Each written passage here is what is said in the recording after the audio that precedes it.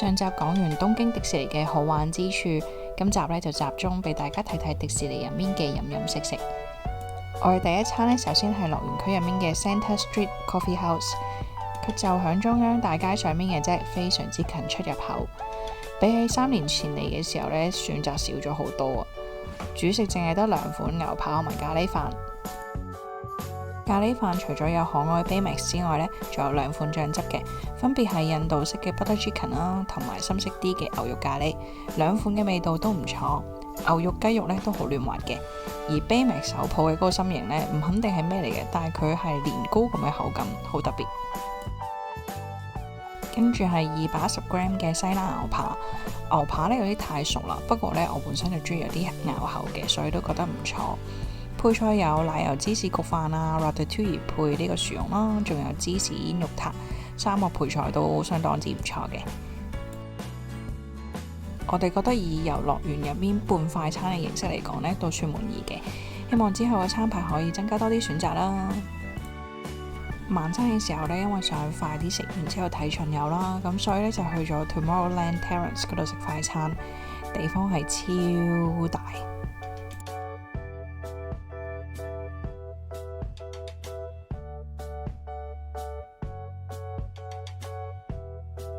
我係點咗一個 Baymax 嘅漢堡套餐啦，同埋一個單點嘅 burger 嘅。burger 嘅味道呢較為普通啲，尤其是個肉餅呢好軟，冇咩口感。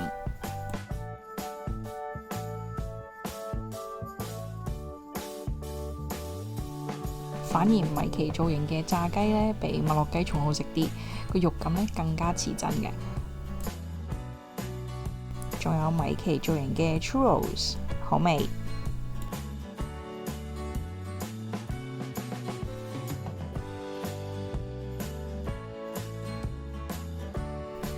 然後就到海洋區嘅正餐部分啦。呢間 Canonetto 意大利餐廳呢，環境氣氛都好好啊。天氣好嘅話呢，建議可以坐外面，可以睇到貢多拉船啦，景色明媚。當日嘅湯呢係蘑菇雞肉湯配合桃，細細地一杯咁樣啦，但係味道一啲都唔稀長，個菇棍香非常之濃郁，而且配埋脆脆地嘅合桃，味道非常之正啊！番茄奶油蝦意大利麵裡面啦，仲有鮑魚啊、螺肉同埋海帶咁樣。雖然個配搭呢比較特別啊，但係味道反而好普通。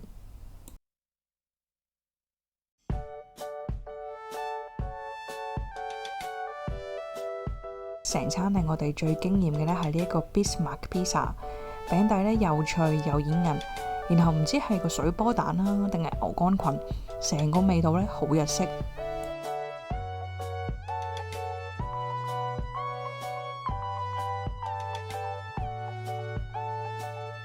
因為呢個 pizza 實在太好食啦，所以我哋呢又加點咗 Margherita 嘅 pizza。呢款個餅底呢就淨係 Q 彈而唔脆啦，不過味道都唔錯嘅。番茄同埋個芝士呢都好甜，尤其係羅勒應該係有特殊處理過，所以香氣特別濃郁。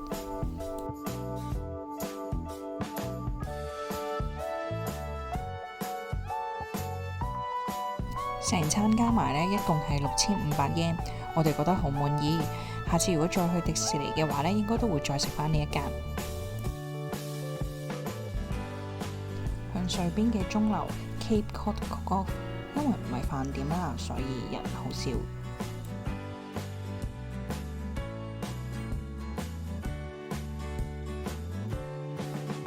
First Price Set 嘅三文治睇落去好吸引，芝士麵包夾住大蝦同埋煙燻牛肉。即係凍嘅三文治啦，啱啱喺雪櫃度拎出嚟嘅。如果係熱嘅話呢，咁應該會好食好多。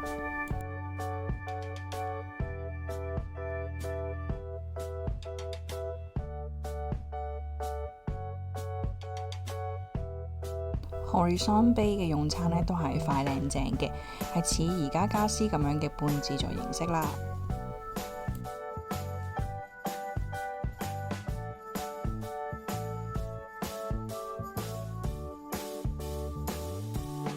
三文魚望落去呢好唔精神，但係食落去個口感同埋味道都好好。個醬汁入面呢係可以食到有章魚啦同埋魷魚塊嘅，非常之唔錯。白汁漢堡扒嘅口感好滑嫩，白汁都好味嘅，唔會太膩。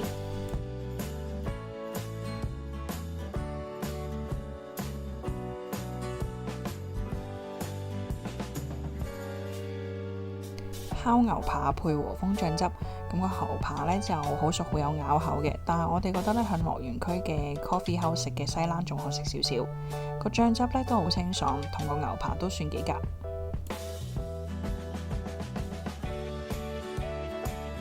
Cafe Portofino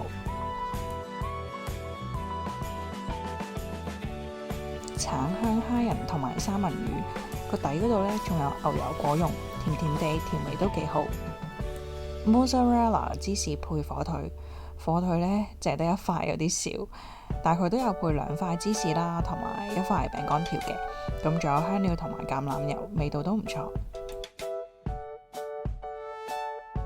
煙肉蘑菇奶油意粉，味道 OK 啦，不過不失。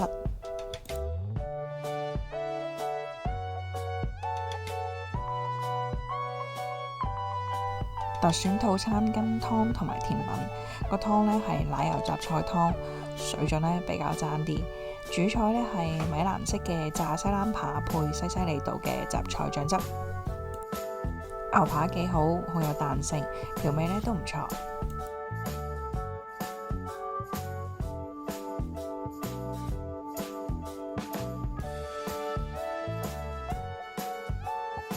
甜品係 cheesecake 配雜梅醬，蛋糕呢好滑，不過除此以外呢就冇咩特別。響 Indiana Jones 附近呢有間 Camp Grill，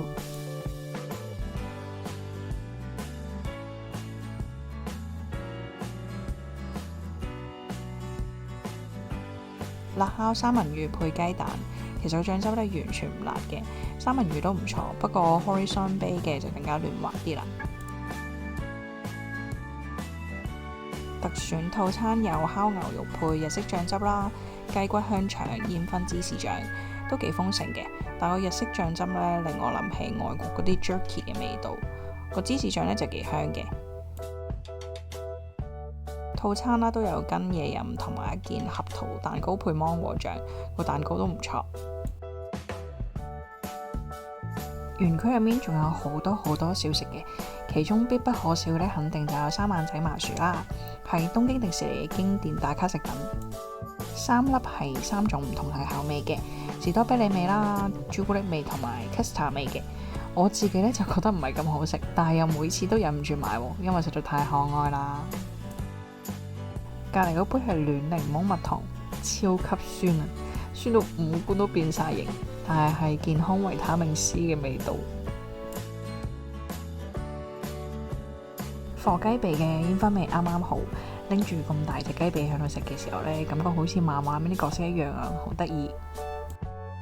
如果覺得火雞髀太巨型嘅話呢，都可以試下佢哋嘅照燒雞腿嘅，雞腿肉呢好嫩，照燒醬呢有淡淡嘅甜味。雞肉蛋黃醬丹麥酥，酥皮好香脆啊，個餡料呢都好厚好香。唐老鴨包裝嘅水泡粽形饅頭，裡面係蝦肉餡，味道都 OK 嘅，不過個餡料呢好軟，好冇口感。蘋果水蜜桃熱酒，好烈嘅酒味啊，一啲都唔容易入口。個底嗰度呢有啲果肉嘅，建議每飲一啖之前呢攪勻佢再飲會好啲。至於個雞骨香腸呢，算係味道唔錯嘅普通香腸啦。咁坐響個碼頭隔離食住香腸，飲住暖酒，感受住海風呢，真係好合意咯。黑椒照燒雞肉卷，中間呢係免治雞肉，味道都算 OK。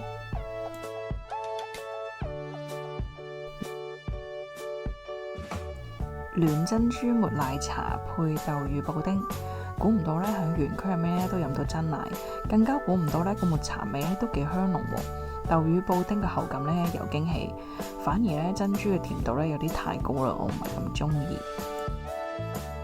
喺迪士尼一定有爆谷同埋 churros， 呢度呢有超多口味啊！例如爆谷有焦糖芝士味啦、草莓牛奶味、奶油曲奇，仲有抹茶白朱古力味啦、醬油牛油味等等等等嘅。因為我係鹹爆谷嗰派嘅，試咗焦糖爆谷味呢都係唔係咁中意。水準其實係 OK 㗎，凍咗呢脆度仍然響度，而且一邊排隊一邊食爆谷呢，增加咗個樂趣。另外我仲食咗蒜蓉蝦味嘅爆谷，呢款呢就真係深得我心啦，可以食完再食。Churros 我哋除咗傳統嘅肉桂味之外呢，我哋仲試咗黃豆粉味。黃豆粉味呢出奇地夾啊，不過都係最中意傳統嘅肉桂味多啲。Chai Sugar Churros 唔覺得有啲咩特別，就係甜甜地嘅味道啦。醬油團子味嘅 Churros 又鹹又甜，咁真係好特別。我一邊覺得個味道好怪，一邊一口接住一口咁食晒。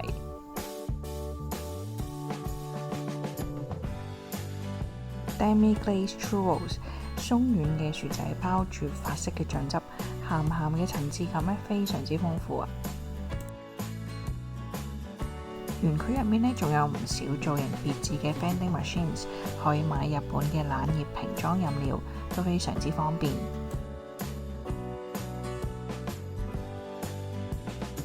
總結一下，東京迪士尼嘅食物呢都相當之唔錯嘅，尤其呢普遍遊樂場入面嗰啲嘢食呢都會又貴又唔好食。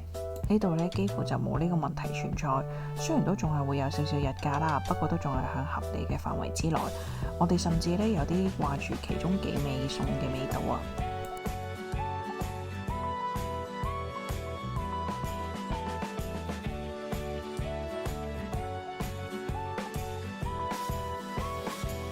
今日嘅分享就到呢度啦。如果你哋中意我哋分享嘅內容，請你 subscribe 同埋俾個 like 俾我哋啦。拜拜。